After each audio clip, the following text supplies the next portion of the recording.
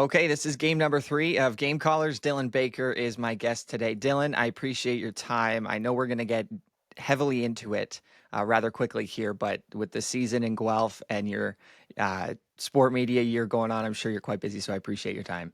Thanks so much for having me, Troy. I'm really looking forward to it.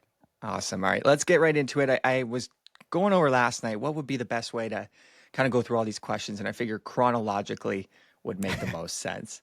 Okay, so we're going to start 6 years ago. You got your start in broadcasting very young, 13 years old, in London doing some baseball and then with the Komoka Kings in the GOHL. Where did the interest for broadcasting come from for you, and how were you able to get into it so quickly? You know what? I think I've always enjoyed broadcasting. I remember when I was a kid, I would always, call myself playing the game. I think everybody does that a little bit, right? When you're in the backyard and it's a big moment, you're playing baseball, whatever. It's Game 7 of the World Series and you're broadcasting it to yourself. I would always do that as a kid growing up. And then in 2018, the year before I got my start with the Majors and the Kings, I started a podcast with my dad, and we were just talking baseball using Anchor. That was the app that we used back then to record the podcast. We'd set up in 2 different rooms, and we record our podcast every Wednesday night, and we post it on Thursday. So that was my official start into broadcasting, and then I actually had a baseball coach who joined the London Majors as a pitching coach in 2019, and he said to me, "Hey, like they're looking for some people to help out with their broadcast. They're developing these new live streams this year. They're looking for people to help out." And he said, "I think you'd be great for it." And so I said, "All right, sure, I'll reach out." So I reached out, and sure enough, they brought me on to do some color commentary with Noah Smith, their play-by-play guy at the time over there. And then the guy who owns the London Majors is a man named Roop Chandradat, and he also owns the Komoka Kings. So come August, he says to me, "Hey, Dylan, you want to get a start in hockey?" And I said, "Sure, why not? Let's do it." So he brought me on in Komoka as well. Are you a baseball guy originally? Yes, Like I would that's say so, your yeah. number one sport? Yeah, So growing how up, it was always baseball. I never actually played hockey. I've never played hockey aside from Okay. one little rec league when I was like a lot younger, but I've always been a baseball guy at heart. How were the nerves that first season, I guess, with the baseball initially when you first got on the mic? Because you, like you said, the podcasting background a little bit, but doing live sports and actually being out there and people listening to you live, what was it like?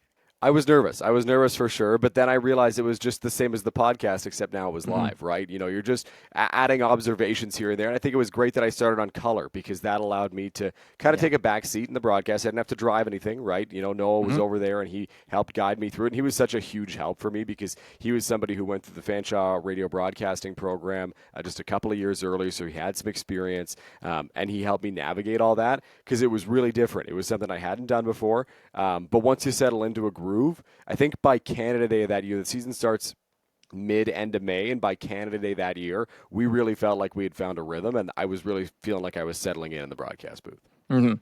It's a totally different broadcast booth. I'm sure you can agree when you're doing it, A, by yourself, B, with people different people every other broadcast, and C, with someone every game. So I'm sure you got pretty comfortable with him there. Over those first couple of years broadcasting, I'm sure there was a lot of learning experiences, a lot of growth in those early years, especially as a teenager. What were some things that you kind of picked up on early, some changes that you made to improve your call? I think when I started, I was a little overly energetic, almost maybe impulsive. Like there would be a big moment that would happen, and I would feel the need to jump in right away, say something about it. But you can let it breathe, right? You're supposed to let it breathe. People want to feel the atmosphere that they have at the park, right? If it's a big home run, they want to feel that at home. They want to feel what the fans are feeling in the building. So I think the biggest thing that I learned was to kind of, sometimes you can take a back seat and you can just let things happen and let things play out. I always wanted to be quick on it. I always wanted to jump at things. I talked to Dante DeCaria, who is the play-by-play voice of the Regina Pats, and he used to work in the Intercounty Baseball League for Barrie, and he also got some teaching from Jerry Howarth, the longtime voice of the Toronto Blue Jays, and he said to me, he's like, never be ahead of the play. And this is, I'm 15 years old here in this, and so I'm taking every word in as gospel from Dante because it's passed down to him from Jerry Howarth. Yeah. And so he said to me, like, he watched some of the games, and he's like, sometimes you try to be ahead of the play. So you'll say the throw into the plate, but then the throw gets cut off because you're anticipating that there's going to be a throw, but it never actually comes. So just trying to let the game play out and adjust accordingly, as opposed to trying to force a moment to happen, which is I think a problem that I ran into in my first few years of broadcasting. Almost like you're trying to predict the play too. Yes. Yeah. Almost. 100%. Did you ever feel like you were like stumbling over your words, trying to race too fast to maybe catch up at all? Yeah, I think so. I think at first there was some of that to catch up, and I think that you've probably learned in the first 5 minutes of this podcast. I'm a quick talker. I speak very quickly, and I think I still run into that problem. And sometimes I try to catch myself slowing down because at times my words can outpace my brain a little bit, Hmm. and I'll lose my next train of thought. So that's something that I still work on. Now it's less so catching up; it's more so just giving the audience an abundance of information and then trying to figure out where to go next.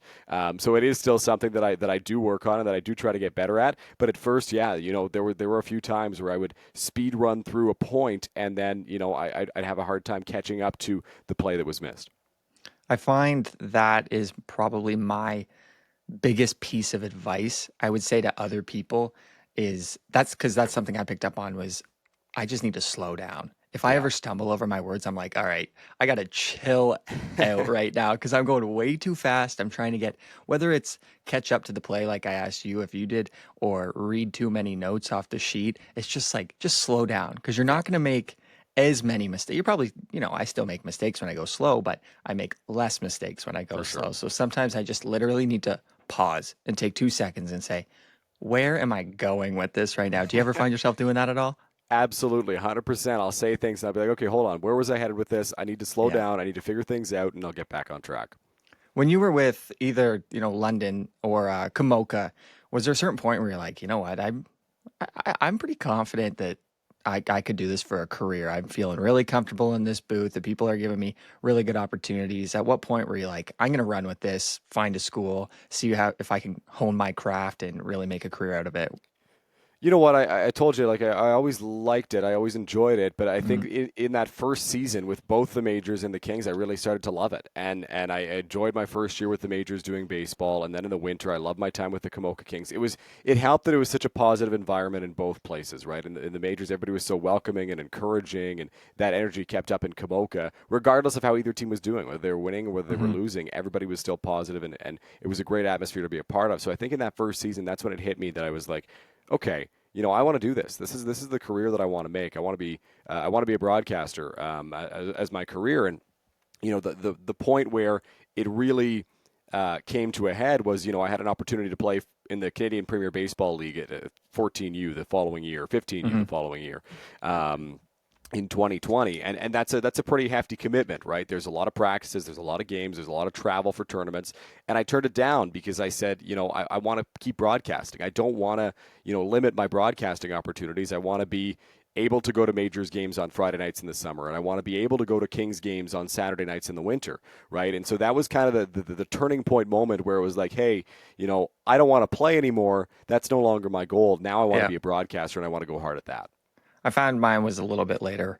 It took me too long to realize that I was never going to be good enough at the sport to make it big. So I was like, why don't I go behind the camera and see if the voice could do the work here? So, yeah, that's always a fun realization that you're going to start to run with it, and it's more than just a hobby at that point. It's a passion, and you're going Yeah. to really go for it. I'll let you kind of choose where we go next because I don't know what was the kicking point at this point, whether it was a couple summer goes. I know you worked or had a little bit of time with the OHL or the Canadian Hockey League. I know you did some PA announcing for a couple Memorial Cups. You were the MC of the CHL Awards. Did that help you land the Guelph job, or was the Guelph job kind of separate? Which one came first, or was, I guess, more impactful leading you to where you are right now? Well, you know what? The CHL job certainly helped me, get my footing in the Canadian Hockey League, right? Get to Right. know some people around that league because, when you're broadcasting in the GOHL or the OJHL, whatever league it may be, you kind of look up to the OHL and you say that's where I want to go next, right? That's where you Hmm. want to you For want to sure. start broadcasting because there've been so many great broadcasters that have gotten their start in the Ontario Hockey League. So for years I had been eyeing an OHL job if I could get one, right? And so getting in with the Canadian Hockey League was such a treat, and they're such good people there, like such good people. Every Hmm. single person, from Dan McKenzie, the president of the CHL, on down, like everybody's so awesome. I'll tell you the story of how I got that job with the CHL. So in my first year of university, TMU, our shared alma mater was Mm-hmm. hosting the U Sports Men's Hockey National Championship, Mm-hmm. and they needed somebody to call the games in French. And so I put my name in the ring, and I didn't call the games. I didn't do play-by-play in French, but I was the color guy in French. And so, part of this whole big weekend of celebrating U Sports hockey, which is underrated, by the way, Oh yeah, absolutely. we they need somebody to host the awards breakfast. And so I was thrown in there because I could speak English and French, and they asked me, they said, Dylan, do you want to do it? I said, absolutely. So I go into this awards breakfast and host it. It's 8 a.m. on a Wednesday. I stayed the night in the Holiday Inn next to the Mattamy Athletic Center, Maple Leaf Mm-hmm. Gardens, right there, just to make sure that it was quick and easy to get there in the morning and not a long commute from Burlington, where I lived during the school year. And, I hosted that. It went pretty well. And one of the guys who was presenting an award was the president of the CHL, Dan McKenzie. And so Wow. Dan comes up to me after the fact, and he's like, Dylan, listen, we're always looking for bilingual people at the CHL. Send me a demo. Here's my email. Here's my LinkedIn. Send me a demo and an email, and we'll see if we can figure out a spot for you. And then 2 months later, I was in Saginaw, Michigan, doing PA announcements in French at the Memorial Cup. So it was really, really cool. And then they brought me back at the Prospects event last November in London and Oshawa, and then the Memorial Cup in 2025 in Rimouski, and that was kind of an expanded role with the league. And it's been so special for me. Like, I've loved every single second that I've spent working with the Canadian Hockey League. Talk about a snowball effect. That moved pretty I know. quickly, man. I know. It was crazy. It was unbelievable. Like, I sat there in Saginaw, and I kind of realized, like, 2 months ago, I was hosting this awards breakfast, and I had no idea that I was going to be here in May, right? Yeah. I'm looking at summer camp jobs for the summer and figuring out, what am I going to do when I get back from school? And then, I'm in Saginaw at the Memorial Cup. So it was really cool, and I'm so grateful for it. Yeah. Well, speaking from personal experience, I know because hockey's my favorite sport.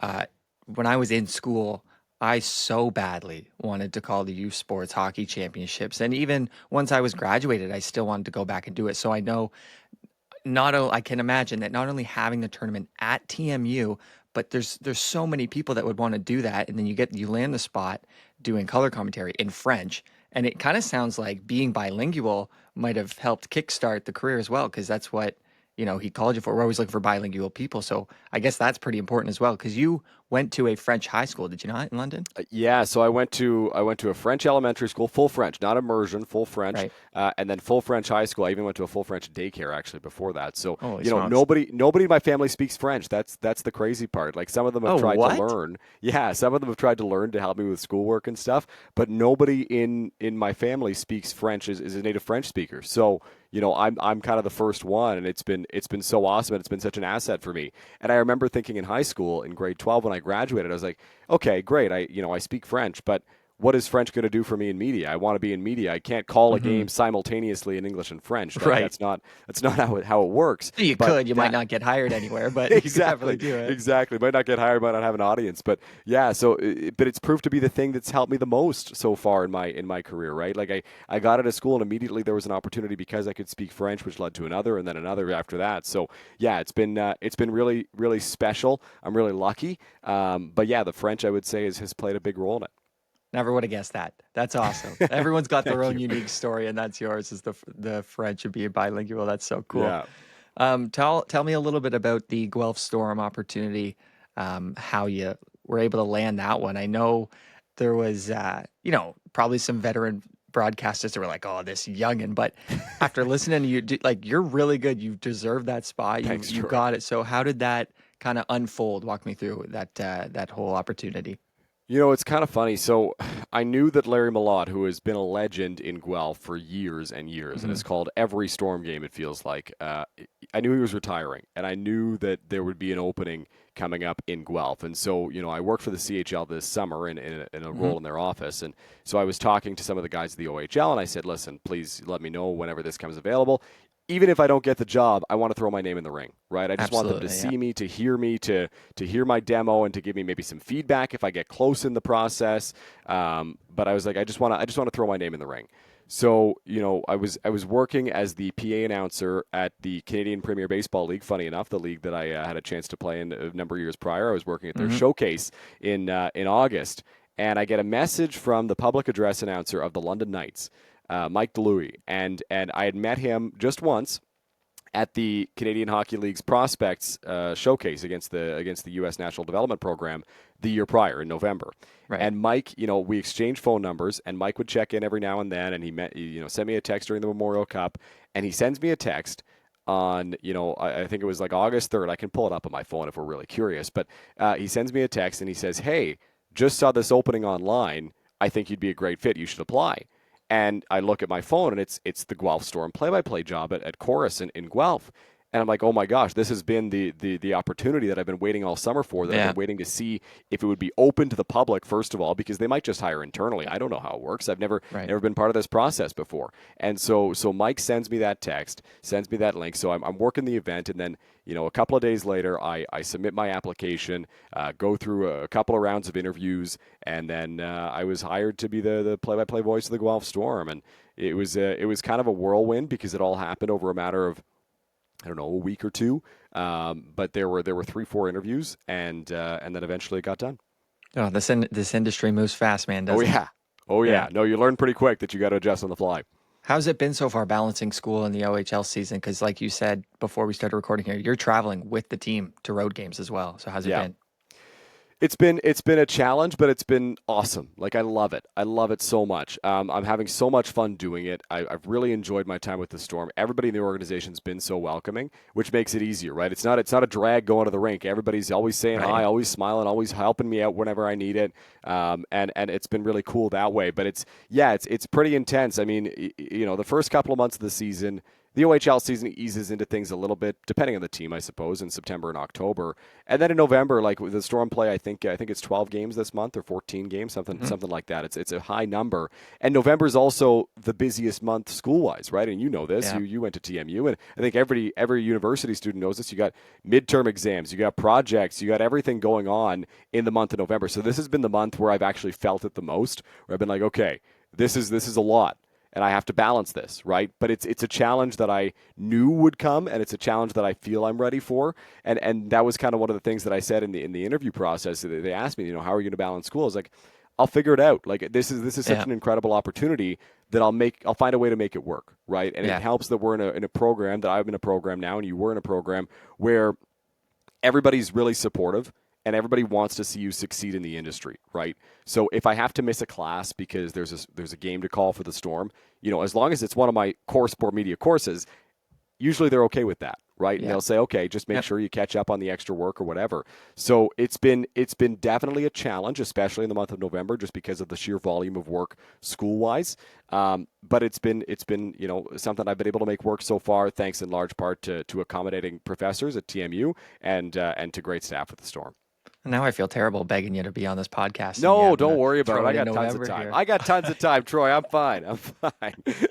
I want to go back a little bit. You talked about feedback, and that's something I like asking other broadcasters about, because I found that my time out east, everyone on our crew is so focused on executing their role, whether it's, a camera operator, your director, your switcher, whoever it may be. No one's focused on your call. Do you go to others for feedback, whether it's, after a game, sending a demo reel to people at some point during the season or whatever? How do you go about getting feedback, if at all? So I try to get as much feedback as I can. I think everybody's perspective on things is different, and just hearing it, maybe I don't agree with all of it, but I think if it's somebody who's a veteran in the industry, I will take their feedback and I will absolutely apply it right away. Yeah. At TMU, when I would do those games, I'd always ask Brian Withers, who I'm sure you're familiar with, and I'd say, Brian, what do you think? How did I do? Especially in the early broadcast when I was still trying to find my footing at TMU. And so I found his feedback was very valuable. I do send my demo reel out, at the end of every season. I need to start doing it during the season as well, and kind of sending out maybe 2 rounds and just staying in touch with these people. Mm-hmm. And I've been fortunate enough to connect with a lot of cool people around the industry over the years, and people who've been able to help me out. I remember I sent my demo reel to John Shannon, longtime producer at Hockey Night in Canada, after my first Memorial Cup. And he says to me on the phone, he's very blunt, he says, Dylan, do you like broadcasting? I say, yeah. He says, well, you wouldn't know it from watching your demo. You never smile. And I was like, oh, my God, you're right. You're right. I never noticed that. So I made an effort to smile. I think feedback is so crucial. And, even when, like you said, when everybody's so focused on executing their own role and they don't pay attention to your call of the game, I go back and I rewatch and listen You to the do. Okay. broadcast. Yeah. And it's not because I like to hear myself speak. I will, in that process, and some of the people I've worked with in the past have been through this with me. I'll listen back and I will pick myself apart and tear You have myself to. to shreds. Right. And say, this was a terrible thing to say. This was so dumb. Why would you say it like this? Why would you do this? Whatever. This didn't provide, one of the things I've learned with radio is I really have to paint a picture here now, right? It's not doing TV, it's not doing flow hockey, right? People can't see the game. So I'll catch myself in that and I'll say, well, listen, right here, people have no idea what's going on. You do in the broadcast booth. People don't know. So you got to make sure that you clear that up a little bit more and make sure that people at home can listen. So yeah, so I go to feedback. I go to others for feedback when I can and when it's available. And I think that feedback is so valuable because I think we get into our own thought process of this is what I need to do, but maybe you're doing it wrong and you're stuck in your ways doing it the same way, right? So getting that external feedback is so important. But I also do go back and I listen to every broadcast I do and I pull everything apart piece by piece. That's something we've talked about, or I've spoken to other guests about on the podcast, is going back and rewatching your stuff. Do you do it, say, the night after, within a week, or do you wait a little while to go back and listen to an old broadcast? And the reason I ask that is because sometimes if I watch a video that I did last night, if I watch a highlight video from the game I did last night, I know why I said certain things or why I didn't fill the air there. So do you wait at all before re-listening to your stuff? I do wait, I'd say a couple of days, but I never really had a thought process behind it. That's a really interesting, point you bring up where you can kind of adjust yourself and say, you know what, well, this is why I said that, right? Whereas you look at it maybe more objectively if you listen back to it after a week. But yeah, I would say generally I listen back to it a couple of days after. Sometimes we're in the Sioux, like last Friday we were in the Sioux and then Flint the next night. So I listened back, Sunday or Monday when I was back home and settled in again. But yeah, no, I always do like to wait a couple of days, just because I think sometimes you can get clouded in everything you're doing. But I hadn't really thought of that point where you can kind of rationalize things, whereas maybe you look at it more objectively a few days later, maybe a week later. So it's something that I'll have to take into account when I listen back to broadcasts now. I do it on the drive home after a Yeah. broadcast. Like I'll why the heck did I say that? And I'm not going to go to the extent and say that I lose sleep over it because that's a little bit dramatic. But I pick myself apart on the way Yeah. home, and I'm like, I hope no one else picked up on that. But that's where you go back to us being our own hardest critics, and Yep. we're like, no one heard what you said. I'll talk Yeah. to my girlfriend about it, and she's like, what are you talking about? No one's paying as close attention as you are, right? Yeah. Yeah. You talk about having to paint a picture on radio. Is there anything else, or I guess in that sense, be more detailed because people aren't watching the game; Yeah. they're listening to you. Is there anything else that you've learned about radio broadcasting in these first couple of months? I think the equipment's been the biggest adjustment. I was never really a radio guy before. This is the first experience I really have doing radio. When I was in Komoka, I used to do games on Mixler, which is online radio, but it's not quite the same setup and same equipment. So this is real, radio, and it's been different in that way, the technical side. But yeah, I've learned that I need to be a little more concise in some of my points, right? Because Right. if I drag on a story here, I can do that on TV because even if my story is running a little longer than it should, everyone can see the action, right? They can't hear. So I can't be rambling on about how Charlie Paquette, has this meal for lunch every day and it helps lead him to success with the Storm. No, I can't do that, right? A 3-0 the other way, and you're talking Exactly. about his lunch. Exactly, yeah, because you'll run into that problem. And so I think it's important to just keep it concise. And I knew I was going to have to be more descriptive, right? That was something I was aware of going into it. But just trimming things up and making sure that the stories fit in the right spots, as opposed to just sharing the story. Because you know it and I know it. As broadcasters, we try to dig up as much information as we can, right? And as many stories as we can. And you want to share all these stories. You want to share them with the audience. But finding the right spots and the right times to do that is not the easiest thing in the world, right? So that's even more magnified on radio where nobody can see what's going on, and you really have to be on top of the play. So yes, you have to be more descriptive so people can picture where everything's happening on the ice, but also you have to make sure that you're not clouding your game call with a whole bunch of storytelling.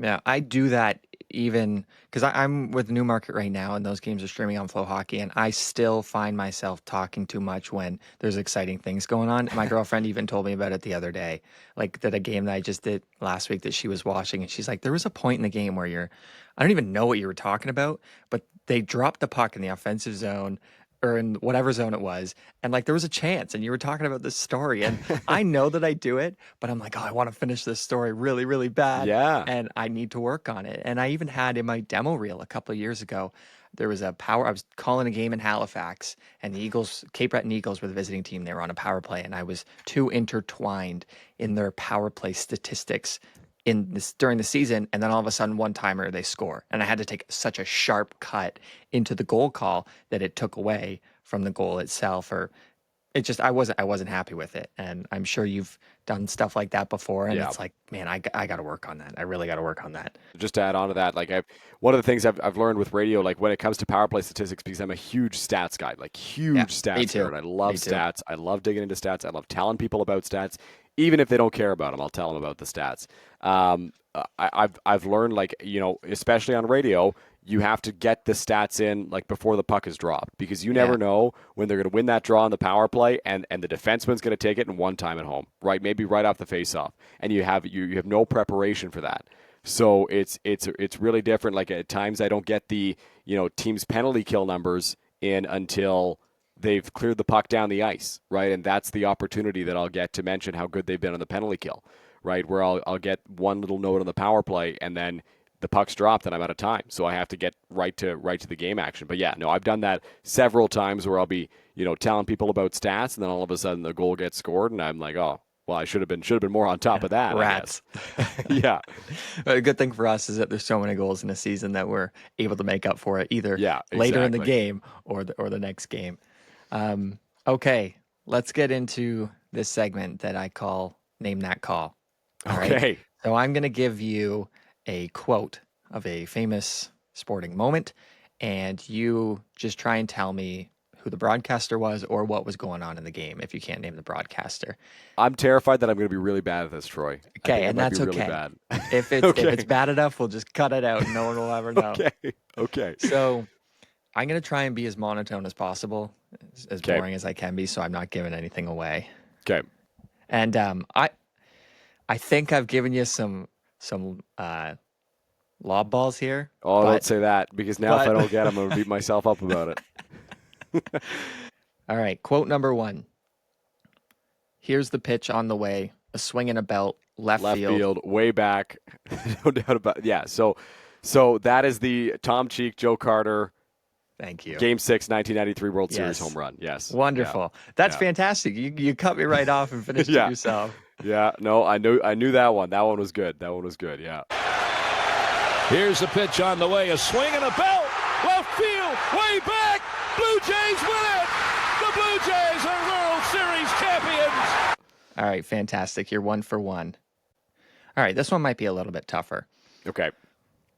And now Primo, great move, scores. Keith Primo, the marathon man. So I don't know that moment. I don't know if I've heard that call, but that sounds like a Bob Cole call to me. Is that Bob Cole? It's not Bob Cole. Oh. But that's a good guess. Okay.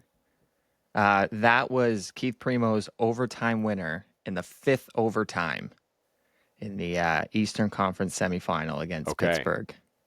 Jones the best chance. And now Primo. Great move. Scores! Keith Primo, the marathon man. And the Flyers tie the series. Ron Tugnut was the goalie, and it was a Chris Cuthbert call. Gotcha. Okay, Chris Cuthbert, eh? Yeah. Really? Okay. Chris Cuthbert, by the way, amazing guy. Really amazing guy. I had a chance to meet him last year. Such a good person. Such a really good person. I feel bad that I didn't get his call. Yeah, that's all right. He sounds a lot different back in like the 80s and 90s compared to now. Obviously different. He's a little bit older. The equipment is miles different. But yeah, I'm a big fan of Chris Cuthbert as well. Where did you get to meet him? So one of my professors at TMU, and I don't know if you ran into him at all, was Joel Darling. And Joel works at Hockey Night in Canada and works at Sportsnet as well. And so he gave me the opportunity to go tour the Sportsnet studios at one point last school year, and I had a chance to just kind of look around and see what the studio is like and meet a whole bunch of different people, and that was really cool. And then he said, "Well, you want to be a play-by-play broadcaster, don't you?" I said, "Yeah." And he's like, "Well, do you want to come down to a Leaf game for Wednesday night hockey and meet Chris Cuthbert?" And I said, "Yes, absolutely, I do." So we found a Wednesday night hockey game. It was actually Leafs Panthers, so really really good game last year. And I went up to the booth. I spent the first period in the truck and just kind of observed in the truck. And then the second period, went up to the booth, met Chris Cuthbert, met Craig Simpson, both of them such fantastic people. They were so welcoming. That's awesome. Chris made sure I had a headset so I could listen to him in the booth and hear his call. And then, midway through the second period, at the second TV timeout, he turns back. He's like, "You going to watch the game at all? Because I'm standing back. I don't want to get in the way." Yeah. He's like, no, come on up, right on the ledge here. Like, you come watch the game too. And it was really, really cool and really, really special. And then he gave me a shout out at the end of the second period. That's said, awesome. Dylan Baker, I worked the OHL Cup last year, and he says, "Dylan Baker, the voice of the OHL Cup, here with us in the broadcast booth," and something like that. And one of my profs was able to get that on TV, and it was really cool. And then, when I got the job with the Storm, I got a message from Chris Cuthbert, and I'd never spoken to Chris since that day. Yeah, never spoken to him before or since that day up until that point. And he finds me on Twitter, and he sends me a message to congratulate me on getting the Storm job. And Chris actually used to be part of the ownership group for the Storm, so there was an extra connection there. Okay. And it was really cool. Chris Cuthbert, a really fantastic guy. That's my little Chris Cuthbert story. Really great human being, really great broadcaster. That is so cool. I'm so jealous. That's amazing. It was an unbelievable experience, and I'm so grateful to Joel for that, and grateful to Chris for all the all the kind words over the past few months. Well, the other day, this isn't quite as exciting, but the other day I was a part of a broadcast, and once my roles were done hosting, I went up to the broadcast booth, and same thing. I just want to kind of watch the guys and see what their tendencies are, and maybe if I can learn something from them, great. But I was standing super far back because I was like, I don't want to get in their way. That's so cool, though, that he's like, "Come on up here, watch the game." That's so cool. Joel actually was the one that interviewed me to get into the sport media program. Do you guys still have the interviews? No. So the interviews are gone, and that was something that I was shocked by when I applied for the program. Yeah. Because you just had to have good grades, right? And I asked about it when I got in. I said, why did they do that? Because I was expecting an interview. Maybe they'd look at my demo or whatever, and they said, well, you've had the opportunity to do a whole bunch of games, right? In London, Ontario, growing up in London, you have a baseball team there. You have, a bunch of junior B hockey teams around. You've had the opportunity to do these things. If somebody from, Espanola, Ontario wants to get into the program, well, they may have less opportunities, right?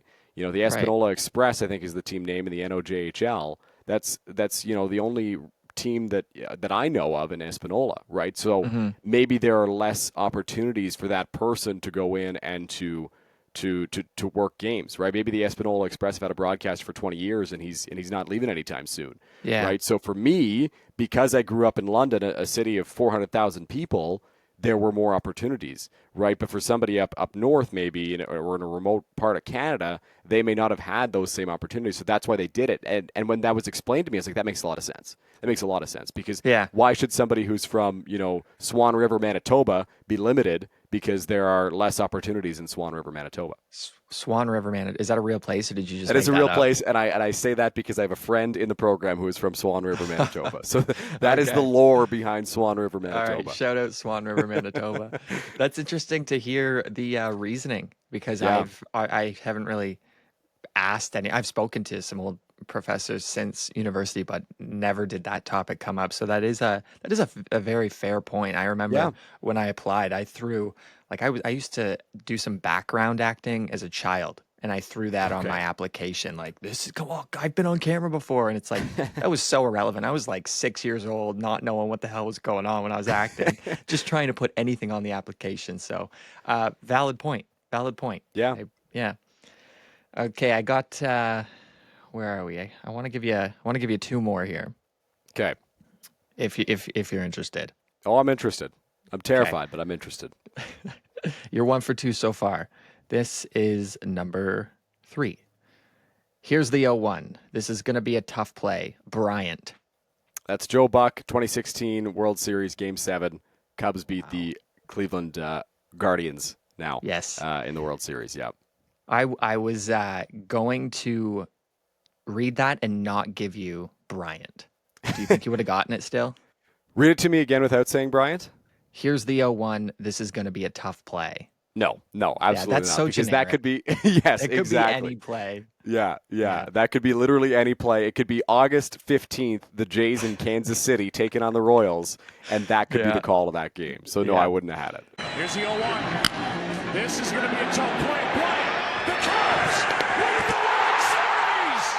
Bryant makes the play. All right, well, very good. And I wasn't going to give you the next few words, which were the Cubs win the World Series. That one would have made it pretty obvious, yeah. All right, well, you're doing great. You are 2 for 3 and one final one for you, okay? All right. Here's Lemieux through center. Penalty coming up. Look at Lemieux. Oh, my heavens. What a goal. What a move. I feel like I've learned something about myself today. It's that I am more familiar with past baseball moments than I am past hockey moments. Okay. So that sounds to me like a big Mario Lemieux goal. I don't know the moment. I won't pretend that I do. I'm going to throw it a guess and say it's Bob Cole again. Is that Bob Cole? It is Bob Cole. It is Bob Cole for Bob real this Cole. time. Okay. That did sound like a Bob Cole call, but then again, so did the Chris Cuthbert call earlier. So Yeah. I'm glad I got that one, but you'll have to enlighten me on the moment there. Here's Lemieux. The center penalty coming up. Look at Lemieux. Oh, my heavens. What a goal. What a move. Lemieux. Oh, baby. The final 2 words of that call were, oh, baby. Bob Cole's There we go. classic That would have given 2 it away words. right there. Yeah. Yeah. No, I love Bob Cole's stuff. I really do. Like, I love listening back to old Bob Cole clips. I hadn't heard that one before, but he's got a very specific way of broadcasting, right? Like, there's a Bob Cole style, and it's so awesome to listen to. Yeah. I found myself, when I was searching for some of those calls, I found myself watching the Sportsnet tribute after he passed. Oh, yeah. And just brought back so many great memories. Obviously, he started his broadcasting career well before I even existed. But when I first started watching hockey in I said the range of 2010 to 2015 was really when I really loved watching the Habs. And it was always Bob Cole doing the playoffs. And just, that's my favorite. Those are some of my favorite memories of watching hockey. And I know I read in an article, Bob Cole and Chris Cuthbert are some of your 2 favorite broadcasters as well. You referenced Mike Stubbs, the London radio broadcaster, and Victor Finley as well. Any other names that you like listening to, like looking up to? Because I know those guys do a lot of hockey. Any baseball broadcasters that come to the top of mind that you like? I think Dan Schulman's awesome. I think Dan Classic, Schulman's yeah. really great. Can't go wrong. Back when I did my podcast in 2018, 2019, I had the chance to interview Dan, and he was so gracious with his time, first of all, and he was such a good guy and so open to helping me out and to giving me pointers and stuff, and just listening to his call, like he blends it so well where he brings you into the broadcast booth with him, right? Like you feel like you're sitting there with Dan and Buck and you're just having a conversation with them, right? When you're watching a Blue Jays game. And then when the moment arises where it's dramatic, where it's a big home run, he meets it so well. Well, every single time. He doesn't say too much. He doesn't say too little. He always lets the crowd breathe a little bit and have their moment. And I think Dan Schulman is fantastic. I'm also a big Joe Davis guy. And I saw some people online were not huge on Joe Davis during the World Series this year, which I thought was odd because I've always been a big fan of Joe Davis. I think he's very good. But yeah, Dan Schulman and Joe Davis, a couple of guys that I look up to and say, I would like to, be like them when I call baseball. Well, I think I did see some of the same stuff that you're saying as well. I love listening to Dan Schulman because he's a great broadcaster, and B, because I'm a Blue Jays fan, like most of us in Canada are. But I think you bring up a good comment about Joe Davis, and a lot of people maybe not enjoying his call during the World Series. I think a big factor of that was because it was a Canadian team, the only Canadian team against the American team. And the Canadians we got to listen to, our home broadcasters. And then when we saw clips on social media, we're like, oh, that guy's a bit of a homer. But I don't know. Everyone's got a different opinion on it. Joe Davis, I had no issues with it. Thought it was great. I love listening to the different calls on, the same moment, whether it was the Schneider and Vladdy back-to-back home runs to start that game in LA. I don't know if it was game 5 or 6 or whatever it was. But listening to how Dan called it versus how Joe called it, it's always another interesting thing. And taking pieces from each of them, going, Yes. I like what Dan did there. I like what Joe did there. Do you ever do the same? For sure. 100% I do. Like whenever I listen to a baseball game or a hockey game, I'll try to, listen attentively to the broadcasters and not just kind of mindlessly watch the action and pick up on little tendencies that these broadcasters have that I can maybe apply into my own style. Do you ever focus on vocabulary, words Yes. phrases that broadcasters use, and maybe write them down or try to use them in your own games? Yes, I do, and I think that sometimes one of the problems I run into is I run out of words and I start repeating the same words, right? Like big thing is for me is neutral zone, right? I'll always say neutral zone or center, right? And just trying to find other ways to convey that same message. So that is something, especially if I'm noticing myself doing it recently, for example. If I picked up on a couple of games ago, I was saying a certain word a lot, or I was struggling to say, brought the puck back to the blue line, right? Maybe I was saying blue line too much. Just I would listen closely to a broadcast and figure out, what's another way to say that? What's another way to convey that same message? Because, you're getting the point across if you're being repetitive, but at the same time, as a broadcaster, you don't want to be saying the same thing over and over again. Yeah. And that's half the battle, right? Is trying to find 15 different ways to say the same thing. Yep. Yeah. Yep. Yeah, I did basketball once at TMU. I did one basketball game. I haven't done much basketball in my life, but I knew the basics of basketball, right? I knew the key and stuff like that, but the paint and everything like that. But I needed more words, so I found this sheet online that had like 15 different words for each spot on the court. Great. And I was like, this is great. So I tried to run through it a lot, beforehand, and then I was like, okay, I'm just going to refer to this during the game. And every time they get into one of these areas, I'll look down at my sheet and I'll say this word. That doesn't work. That doesn't work. You don't have the time to do that. Everything's moving too quickly. So yeah, like I think that varying the vocabulary is big, and it's something like I use that exact verbiage there, varying the vocabulary, because that's feedback I got a lot in school. Was I needed to vary my vocabulary. I'd be very bare bones and I'd get the message across, but it wasn't flowery language back in school. And now it's I have the right words that everyone understands, but it's the same words, right? So trying to vary it a little bit more is something that I'm always trying to work on. I really notice my crutch words, if you will, when there's a boring game. When there's not much going on and you're like just repeating. Again, there's not much going on, so you don't have to describe a whole ton of different plays and a different actions. So I really find myself repeating the same words, going, I got to mix this up, because if I'm bored, I know the people listening at home are also bored. Yes. Yeah. 100%. 100%. You gotta try to elevate that game, right? That 1-0 game in the second period with 8 shots per side has got to feel like Game 7 of the Cup final to some people, right? Like it's got to be a big deal. And I think sometimes as broadcasters we're like, well, this game sucks, but you have to try to make it exciting somehow for people. Yep. Because you never know. There could be some parents sitting at home watching their kid play for the first time, and you're not even describing the shot that this person just had. But could be their big moment. Go ahead. I was just going to say, I remember my first year broadcasting, in my first year in Komoka. They were playing in the playoffs, and they were the 7 seed, I want to say, that year, and they were taking on the 2 seed Leamington Flyers, and they got pummeled. Both games that they played at home in that series, they got shut out. And I'm 13 years old, 14 at the time. I had turned 14 at that point, and I was calling the game, and the Kings were about to get eliminated. And it was just a very depressing call of the third period. And I got Noah Smith, my broadcast partner with the Majors, and Matt Hiscox, the man who hired me with the Majors, their media relations guy. They were listening to the game. They were listening to my call. And they said, Dylan, you can't listen to this. Like, it is so depressing to listen to. And I was like, what? Like, obviously I'm upset the Kings just got eliminated. Or they're clearly going to be eliminated. And they're not going to score a goal in 2 home playoff games. And they're like, yeah, but people are still listening. And people from Leamington are listening, right? Like that audience is probably, on Flow Hockey at the time, Hockey TV, the majority of the people that are watching are probably from Leamington, right? If they're fans from Komoka, they're probably at the game, because it's not a long trip to the rink in Komoka if you live in Komoka.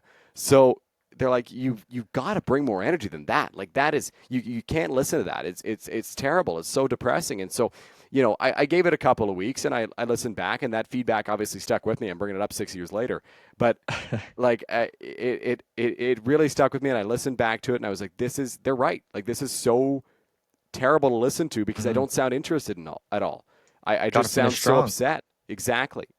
Because people are always watching and listening. Yeah. You make a great point about typically when you're doing a broadcast from your home rink, a lot of people that are watching are from the away team, friends and family of the away team. So you got to make it interesting for them. And that's why I enjoy doing the research so much on the away team. Sure, I know my home team, but it's important for me to do my research on the away team because a lot of people that are listening are familiar with that visiting team. A couple more questions for you here. Nothing that will really make your brain rack. But in the article that I read after you got hired with Guelph, Komoka let you come back and do the home opener as your last official game. Did that transpire? Did that happen? Yes. Did you get to go back and do one final game? I did. It was cool. You know what? It was funny because I did that game, and the news of me being hired by the Storm was not out yet. So I did that game, and I knew it was my last game in Komoka as their full-time play-by-play guy. And I'll be back now and then to do a game here and there if I'm free and if the dates line up. But I knew that was my last game. The team knew it was my last game, but nobody else really knew it was my last game. Mm-hmm. And so it was cool. And I had a lot of fun, and it was special for me to have that moment. And one of the things that I've done over the past couple of years, I've worked with 519 Sports online here in the area and the Greater Ontario Hockey League themselves, and we've been doing these spotlight games around the league. So we'll go to every market and we'll showcase what they have to offer, and we'll do games over there. And Darren Stevenson and Tim Simmons have kind of been the architects of that, Tim with the league and Darren with 519.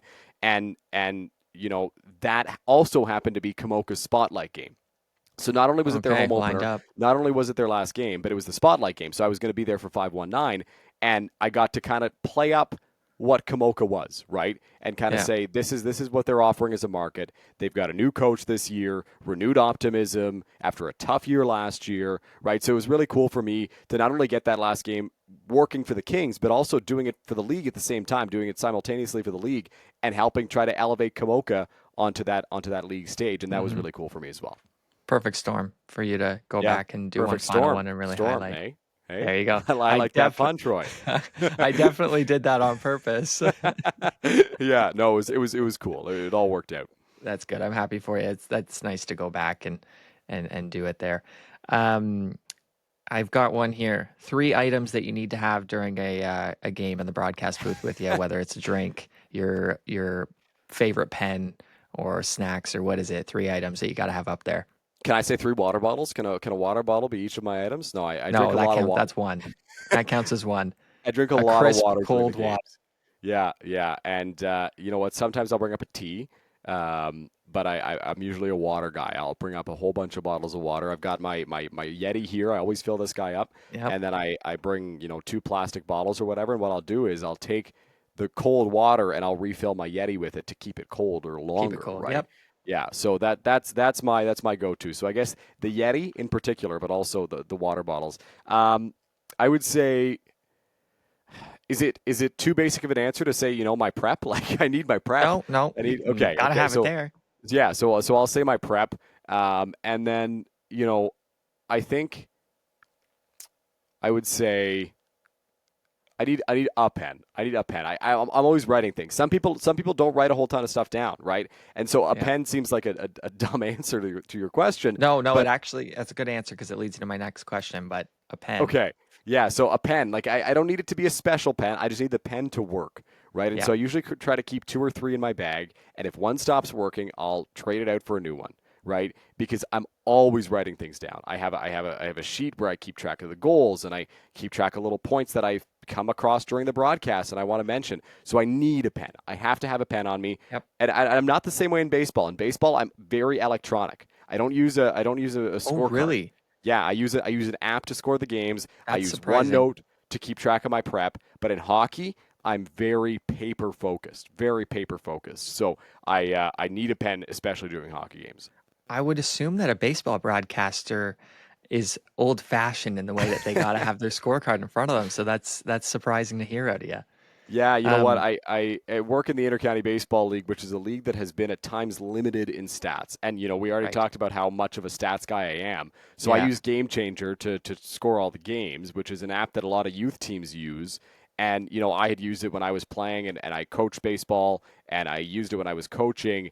And it provides you so many in-depth stats that you just don't get with Point Streak on the league level. So I figured that was a better way of doing it, and it was quick and it was easy. And yes, I love to score a game on paper, but for me, I like the stats aspect of Game Changer. And I had, Jamie Campbell visited a Majors game in 2023 and came up to the booth, and I had a chance to interview him during an inning, and he's a great guy as well. And he also reached out when I got that Storm job, like really, really kind human being, Jamie Campbell, and he was stunned. He said, "I don't see your scorecard. Where's your scorecard?" And I'm like, "Well, Jamie, it's on my phone right here. Like this is my It's scorecard." a new era, pal.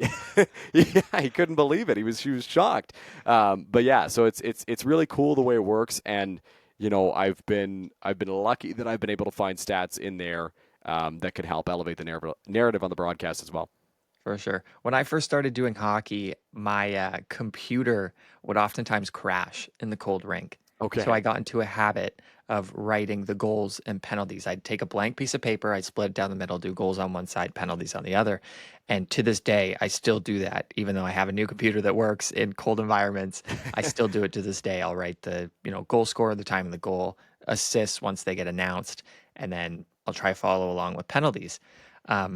How do you format your notes, whether it is handwritten ones during the game or even just your roster boards in general? Have you gone through a change of layout over the course of these years broadcasting? Tell me about your notes.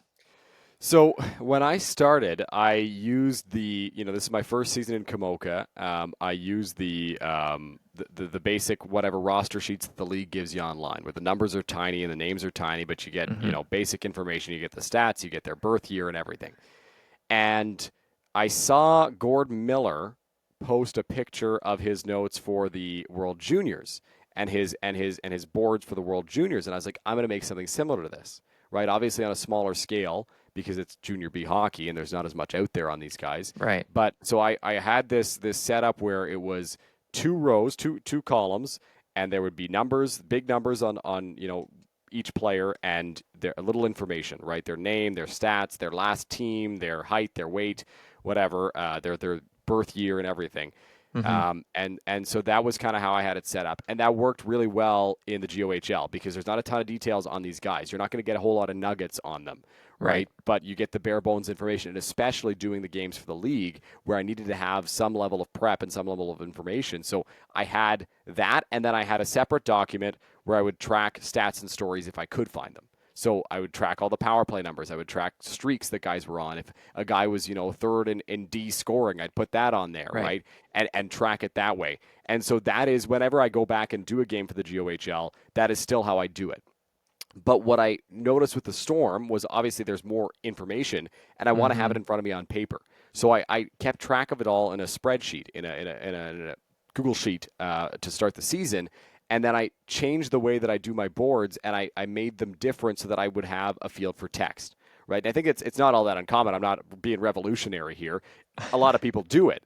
But that was the moment for me where I made that change because I needed more information in front of me. I felt it would be easier if I just had it on paper and just a couple of bullet points in there for each guy, right? Little nuggets you can share on the broadcast. Then you say them and you take them out. You put a new one in, right?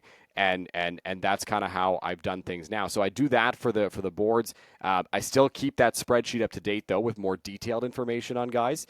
And then in game, so you mentioned your sheet that you split in half and do it that way. So I do that whenever I'm doing PA. I do it like that exact thing. I take a notebook and I just split it down the middle and I write down the goals and the penalties. When I'm doing the games now, I found this sheet online that has a slot for each goal and for each penalty and the power plays and highlights in the game too. And you can write down. One of the things that I like about it is it has the time. It says record time, so you can go back and find it in your broadcast. You just write down, okay, this happened at 34:12 of the broadcast or whatever, and you go back after the game and you can go back and grab that clip if you need it.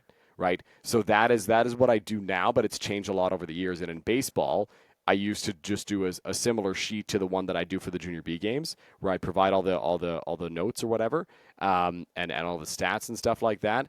And that has changed into a OneNote file with all the information on all the players.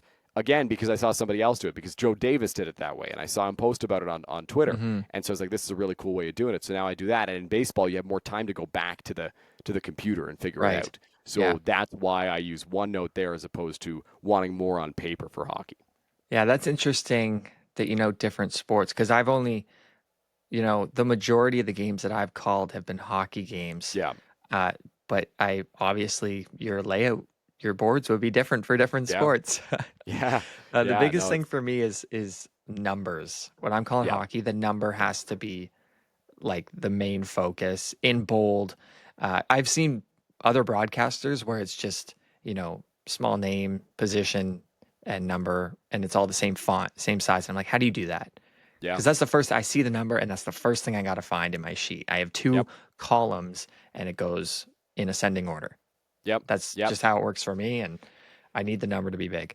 Yeah, I did it the same way. I have that, 2 columns, ascending order, and then what I found was one of the things that would trip me up sometimes was I'd be doing one team where my columns would reset at 16, and then 17 would be the start of the second column. But then I'd have another team where that's 42. And then the next one would be like 50, 57 or something, right? So I tried to also have it where it's just one row, because I was like, okay, my mind is trained to look here for 17, but in the second column, but it's actually in the first column for this team because their jersey numbers as a whole are just higher. Yeah. Right? So that tripped me up a little bit, and I still use it the same way when I do the GOHL games, but it's different for the Storm than the way I set it up. That's an interesting note, because I think I tried that out for one game. Same thing, going like 2 to whatever down and then start at the top. But because, to your point, jersey numbers for different teams are different, I'll just go 2, 3 down a row, 4, 5 down a row. Interesting. So because then if I know it's a low number, I'm in the top third of the sheet. If I know it's a mid-tier number, it's going to be in the middle of my sheet. Wow, I had never thought of that. Yeah, that's that never came across my mind. That's interesting. I'm gonna have to try that. I like that. Oh wow, look at this! What a way to end the show. A little piece of advice for you. I was expecting to come here and learn from you, and here I am giving some nuggets to you. So, Dylan, that's all the questions I have for you. Some really great stories. I really appreciate your time after you telling me that this is the busiest month for school and games in the Guelph Storm regular season. So, it means a lot to have you here. I really appreciate it. Troy, thank you so much. Great talking to you. I had so much fun over the past hour or so, and I really appreciate you having me on and dealing with me as I tried to find a time in the schedule and didn't get back to you as quickly as I should have, but I had a blast. Thank you so much. It's all good. I expected it to be busy, so all right. Good luck, Dylan, with the rest of the season. You guys are in Kitchener tomorrow, so good luck on the call there. Thanks, Troy. Appreciate it. All right.